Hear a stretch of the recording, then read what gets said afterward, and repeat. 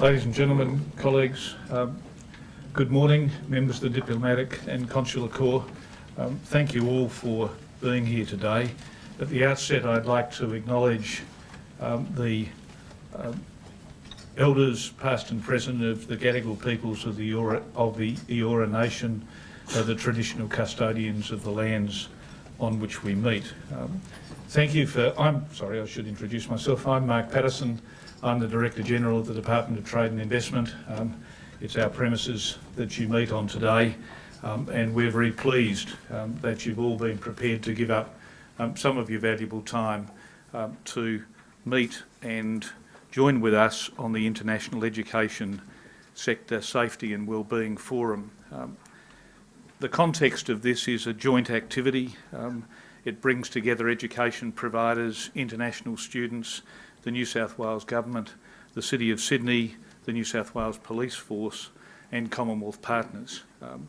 It's a great achievement in itself in bringing together a diverse mix of people, all of whom have an interest in international education and the safety and well-being of students participating in our varieties of international education activities. It's also a good basis to provide an acknowledgement to the City of Sydney and its commitment to international student safety through the Safe City program and embracing a partnership with Study New South Wales. What we're here to do today is to share an understanding that international education is important to our economy, important to our culture and important to our future. Whilst international education contributes about $5.5 billion a year to the New South Wales economy, second only to coal exports, it is more than just an economic issue. It is important in terms of embracing international education as a cultural, social and wellbeing experience, both for students and for the community more generally. We share an understanding that it is more than export dollars. The export dollars are important, and I can assure you, as a Director General of Trade and Investment responsible for economic development in New South Wales, those export dollars are particularly important, but that's not the focus of today's conversation. Today's conversation recognises that importance, but says that there are some other things that we need to be prepared to do and prepared to discuss. We are honoured that international students choose to study in New South Wales, choose our educational institutions and educational providers for part of their development. I travel extensively in the region, and one of the things that we talk about frequently in other nations is the role that Australia can play in relation to international education. I sat at a meeting in China recently, and there were 5 representatives of the major Chinese corporation that I was meeting with. And of the 5 representatives sitting opposite me at the table, 5 of them had studied in Australia.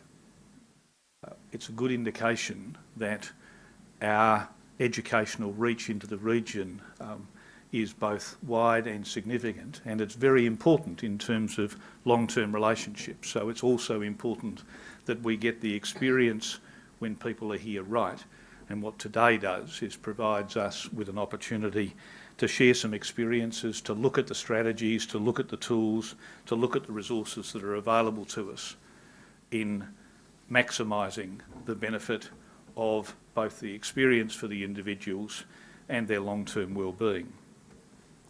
If New South Wales education providers deliver a quality life experience and a quality education, then the opportunities for growth and enhancing that economic contribution are enormous.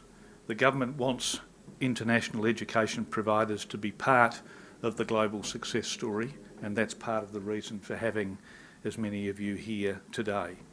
In 2011, after the election of the new government, they established an international education and research task force to develop a 10-year industry action plan for growth across schools, vocational education and training, English language and higher education. A key recommendation of the task force was to establish a one-stop shop for international education. the government responded by establishing Study New South Wales, an independent entity that works with education providers and reports directly to the Deputy Premier.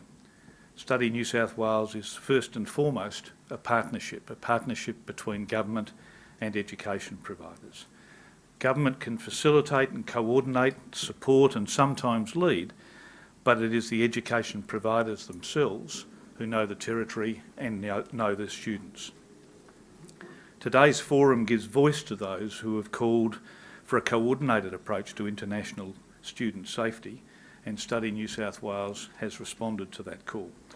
Study New South Wales has already responded to other calls from the sector, recently holding a successful forum on the topic of work-integrated learning as part of the ever-popular New South Wales Premier's International Student of the Year Awards that were held at the Sydney Opera House. And I'm proud to say the Sydney Opera House is part of the Department of Trade and Investment, along with the other leading cultural institutions. For the first time, Study New South Wales was able to bring together education providers, businesses and international students to discuss ways to expand the number of work placement opportunities available to those students.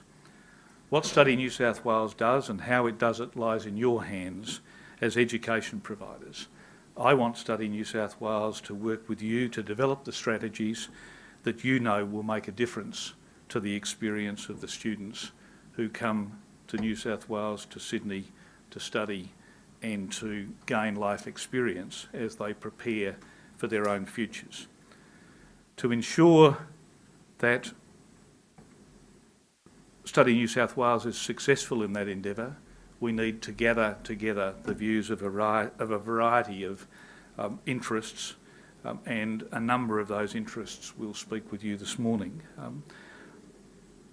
Again, I want to reinforce the welcome that I made at the outset to you all for being here, for participating in this.